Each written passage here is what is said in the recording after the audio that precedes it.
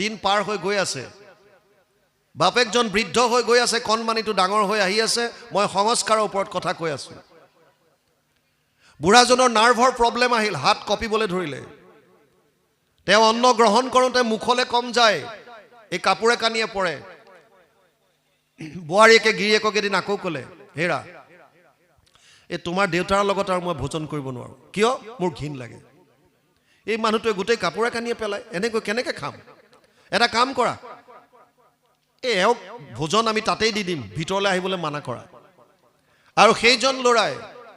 যিজন ল'ৰা অসুস্থ হৈ থাকোঁতে মাক বাপেকে কোলাত লৈ লৈ খুৱাইছিল সেইজন ল'ৰাই পিছদিনা বাপেকক কৈছে দেউতা তই আৰু আজিৰ পৰা ভিতৰত খাবলৈ আহিব নালাগে তোৰ কাৰণে ভোজনটো আমি তোৰ ৰুমতেই দিয়া কৰিম বাপেকে বুজি পাইছে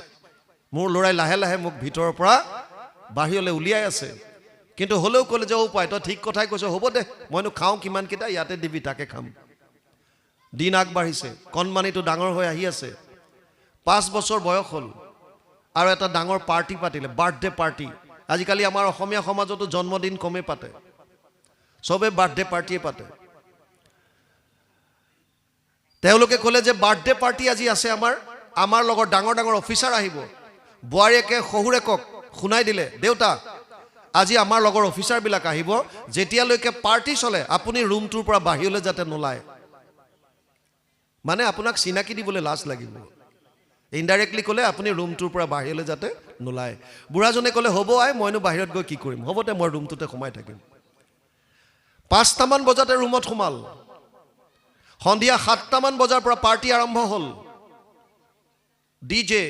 ঢাক ঢুক বাজিবলৈ ধৰিলে গ্লাছৰ টুং টাং শব্দ 7টাৰ পৰা 8টা 8টাৰ পৰা 9টা 9টাৰ পৰা 10টা 10টাৰ পৰা 11টা বাজি গ'ল পাৰ্টি শেষ হোৱা নাই বুঢ়াজনৰ পাচাব কৰিব লাগিল ভাবিলে মই মনে মনে গৈ পিছফালে পাচাব কৰি আহি আকৌ সোমাই থাকিম ইহঁতটো পেণ্ডেলত আছে এই বুলি দুৱাৰৰ হুকডাল খুলিছে আনহাতে পেণ্ডেলত বোৱাৰীয়েকক লগৰ 5জনী বান্ধৱীয়ে কৈছে তোৰ ৰুমটো নেদেখুৱা কেনেকৈ সজাইছ পৰাইছ আইসকলৰ তেনেকুৱা থাকে কাৰোবাৰ ঘৰত গ'লে ৰুমটো কেনেকৈ সজাইছে চাব বিচাৰে আৰু ক'লে তোৰ ৰুমটো দেখুৱা বল বোৱাৰীয়েকে 5জনী বান্ধৱীক লৈ ৰুমৰ ভিতৰলৈ আহিছে বাৰান্দাত উঠিছে আৰু ইফালৰ পৰা হুক খুলি বুঢ়াজন বাহিৰলৈ আহিছে য'তে বাঘৰ ভয় ত'তে ৰাতি হয় বান্ধৱী কেইগৰাকীয়ে বোৱাৰীয়েকক সুধিলে তোৰ ঘৰত 7টা বজাৰ পৰা এতিয়া 11টা বাজিল 4 ঘণ্টা ধৰি পাৰ্টি কৰিলোঁ ইমান ফূৰ্তি তামচা কৰিলোঁ ইমান খালোঁ বলো অথচ এই মানুহজনক এবাৰো পেণ্ডেলত নেদেখিলোঁ কোন এওঁ আৰু সেইগৰাকী সম্ভ্ৰান্ত ঘৰৰ ছোৱালী তেওঁ ক'বলৈ কুণ্ঠাবোধ নকৰিলে তেওঁ কৈছে এজন আমাৰ ঘৰত কাম কৰা মানুহ আৰু এওঁ অসুস্থ গতিকে আমি আমাৰ ঘৰত ৰাখি এওঁক চিকিৎসা প্ৰদান কৰিছোঁ বান্ধৱী কিজনীয়ে ক'লে তই কিমান উদাৰ এজন কাম কৰা মানুহক ঘৰত ৰাখি নিজৰ পইচা খৰচ কৰি চিকিৎসা কৰিছ তোৰ নিচিনা উদাৰ নাই মানুহজনে কি ক'ব দুধাৰি চকুলো বৈ আহিছে বান্ধৱী কিজনীক লৈ বোৱাৰীয়েক ভিতৰলৈ গ'ল মানুহজনে বাহিৰলৈ গৈ পুনৰ আহি সোমাই হুকডাল লগাই সোমাই আছে এসময়ত পাৰ্টি শেষ হ'ল দুৱাৰত কোনোবাই ঢকিয়াইছে দুৱাৰ খোলক দুৱাৰ খুলি দিলে আন কোনো নহয় বোৱাৰীয়েক অশ্লীল ভাষাৰে গালি পাৰিছে আপোনাৰ লাজ লগা নাই এই বয়সত আপুনি কি চাবৰ কাৰণে বাহিৰলৈ ওলাইছিল আপোনাক মই কোৱা নাছিলোঁ যেতিয়ালৈকে পাৰ্টি চলি থাকে আপুনি বাহিৰত নাহিব কিহৰ আপোনাৰ কিহৰ কি চাবলৈ আহিছিল আপুনি বুঢ়াই কৈছে ওৱাই মই কি চাবলৈ ইচ্ছা কৰিম এই বয়সত 5টা বজাতে ৰুমটোত সোমালোঁ 11টা বাজিবৰ হ'ল মোৰ পাচাব কৰিব লাগিছিল গতিকে বাহিৰলৈ ওলাইছিলোঁ বোলো বাহিৰত গৈ পাচাব কৰি আকৌ সোমাই থাকিম মই নাজানো যে তহঁত আহিবি এইবিলাক মই নাজানো এইবিলাক সব আপোনাৰ কথা বিভিন্ন ধৰণৰ গালি পাৰোঁতে গিৰিয়েক আহি পালেহি আৰু ঘৈণীয়েকক সুধিলে কি হ'ল কিয় ইমান হাল্লা কৰিছা ঘৈণীয়েকে কৈছে শুনা তোমাৰ এই বুঢ়াটোৰ কাৰণে আজি মোৰ গোটেই লাজ সন্মান সব শেষ মান সন্মান সব শেষ কাইলৈৰ পৰা হয়তো এইজন বুঢ়া এখন ঘৰত থাকিব নহ'লে মই থাকিম সিদ্ধান্ত তোমাৰ এই বুলি ভাবি ভিতৰত এই বুলি কৈ ভিতৰত সোমাই দুৱাৰখন গৰমকৈ বন্ধ কৰি থৈ গুচি গ'ল আৰু সেইজন ল'ৰাই যিজন ল'ৰা সৰু হৈ থাকোঁতে অসুস্থ আছিল মাক বাপেকে বহু নিশা উজাগৰে কটাইছিল যিজন ল'ৰাক চিকিৎসা কৰিবৰ কাৰণে পঢ়াবৰ কাৰণে বাপেকে ভৱিষ্যতৰ কথা চিন্তা নকৰি গাঁঠিৰ সমস্ত টকা খৰচ কৰিছিল সেইজন ল'ৰাই পিছদিনা বাপেকক এষাৰ কথা নসোধাকৈ ওচৰত থকা এখন বৃদ্ধ আশ্ৰমত কথা পাতি গাড়ী এখন লৈ আহিল আৰু গেটৰ ওচৰত গাড়ীখন ৰখাই বাপেকৰ ওচৰত আহি ক'লে যে দেউতা তই ঘৰত অকলে অকলে থাক আমি দুটা অফিচলৈ যাওঁ কণমানিটো স্কুল যাবলৈ ধৰিছে গতিকে তই ঘৰত চাগে বৰ কষ্ট পাওঁ সেইকাৰণে ওচৰত এখন আশ্ৰম আছে য'ত তোৰ দৰে তোৰ বয়সৰ মানুহবিলাক আছে আমি দুটাই ভাবিছোঁ যে তোক তাতে গৈ থৈ আহোঁগৈ তই তেতিয়া লগৰ মানুহখিনিৰ লগত নিসংগতা অনুভৱ নকৰিবি বুঢ়াজনৰ বুজিবলৈ বাকী নাছিল যে আজি মোৰ ল'ৰাই মোক এইখন ঘৰৰ পৰা গতিয়াই উলিয়াই বৃদ্ধ আশ্ৰমত থ'ব বিচাৰিছে তথাপিও ক'লে যে অ' পাই তই ঠিক কথাই কৈছ হয় মই ইয়াত থাকি বৰ অকলশৰীয়া অনুভৱ কৰোঁ হ'ব দে ব'ল মোক তালৈকে লৈ ব'ল আজি ল'ৰা আগে আগে গৈছে বাপেক পাছে পাছে আচলতে বাপেক আগত যায় ল'ৰা পাছত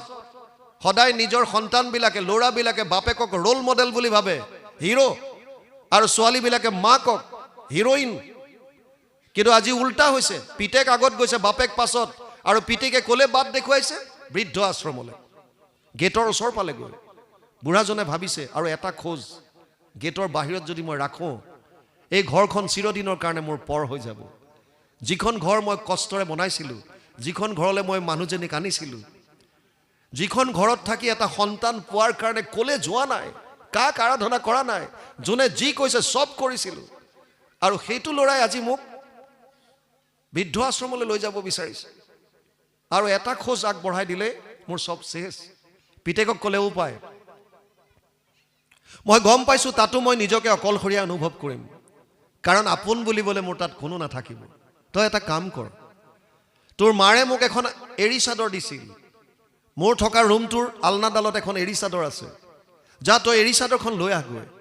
কিয় কেতিয়াবা যদি তোৰ মাৰলৈ মনত পৰে তহঁতলৈ মনত পৰে ল'ৰাটোলৈ মনত পৰে আপোন বুলিবলৈ কেৱল মাত্ৰ এৰী চাদৰখন থাকিব সেইখনকে মই গাত লৈ তহঁতৰ কথা চিন্তা কৰিম পিতেক যাবলৈ পোৱাই নাই কণমানিটো দৌৰ মাৰিছে ককাকৰ ৰুমলৈ আলনাৰ পৰা এৰী চাদৰখন আনিছে দুৱাৰ দলিত দীঘলকৈ মেলিছে ভিতৰৰ পৰা এখন দা আনিছে আৰু মাজত সমানকৈ কাটিবলৈ ধৰিলে মাকে ভাবিছে মোৰ ল'ৰা মোতকৈ একো ওপৰত গোটেইখন এৰী চাদৰ নিদিয়ে ককাকক এটুকুৰা ৰাখিহে দিব সেইকাৰণে বিৰাট বাহাদুৰিত সুধিছে অ' সোণটো কিয় কাটিছ সি একো মতা নাই একান্ত মনে কাটি আছে দেৰি হোৱা দেখি বাপেক আহিল অ' পোনা কি হ'ল আৰে ককাৰ এৰী চাদৰখন কিয় কাটিলি সি কৈছে শুনা মা শুনা দেউতা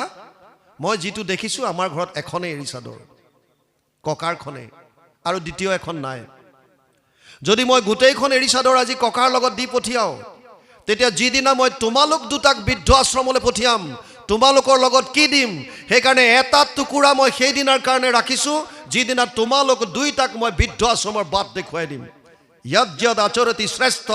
तदेव इतरजन सयद प्रमाणम कुरुते लोकास्तदानुवर्तते तृतीय अध्याय 21 নম্বৰ শ্লোক গীতা অৰ্জুনক কৈছে কৃষ্ণই হে অৰ্জুন জ্যেষ্ঠজনে শ্ৰেষ্ঠজনে যেনেকুৱা আচৰণ কৰে উঠি অহা চামে তাক অনুকৰণ কৰে আপুনি যুৱ সমাজক কেৱল দোষাৰোপ কৰিলে নহ'ব আপোনাৰ মোৰ আচৰণ কেনেকুৱা আপুনি যদি সন্ধিয়া নিজে মোবাইল টিপি আছে ল'ৰাটো বা ছোৱালীক কৈছে যে তই পঢ় সিহঁতৰ পঢ়াত মন নবহিব তাৰ বিপৰীতে যদি আপুনি তাৰ পঢ়াৰ টেবুলত বহি পেলাই সোধে অ' আই আজি স্কুলত কি হৈছিল কচোন কলেজত আজি কি হৈছিল ক তহঁতৰ চিলেবাছত আজিকালি কি কি আছে আমাৰ দিনত এইবিলাক নাছিলেই বহুত ইণ্টাৰেষ্ট ল'ব আপোনাক বুজাবৰ কাৰণে পঢ়া শুনা আৰম্ভ কৰি দিব কিন্তু তাৰ বিপৰীতে আমি আমাক নিজক লৈ ব্যস্ত হৈ যাওঁ ল'ৰা ছোৱালীক ত্যাগ কৰি দিওঁ এৰি দিওঁ সিহঁতে নিজৰ মতে থাকে আৰু তাৰ পাছত কওঁ বিপথে গ'ল সেইকাৰণে আমি নিজৰ আচৰণবিলাক শুদ্ধ কৰিবলৈ শিকিব লাগে বাপ বান্ধৱ ভাই মাতৃ সমস্ত যদিও মই প্ৰক্সি মাৰিবলৈ আহিছিলোঁ তথাপিও বহুত সময় আপোনালোকৰ দ্বাৰা ইমান একাত্মভাৱে শুনা শ্ৰোতা পোৱাৰ কাৰণে প্ৰভু ভগৱন্তই আমাক নিমিত্ত কৰি মাত্ৰ কথাখিনি কোৱালে আমি কওঁ বুলি একো ক'ব নোৱাৰোঁ প্ৰভু ভগৱন্তৰ হৃদয়স্থিত হৈ যি ধৰণে প্ৰকাশ কৰাব বিচাৰে সেই ধৰণে প্ৰকাশ কৰিবৰ কাৰণে কেৱল প্ৰয়াস মাত্ৰ কৰোঁ ইয়াতো হয়তো আমাৰ প্ৰকাশ ভংগীমাত শব্দৰ ব্যৱহাৰত ক'ৰবাত বহুখিনি অপৰাধ ৰৈ যাব পাৰে সৰ্ব অপৰাধ আমি শিৰ পাতি লৈ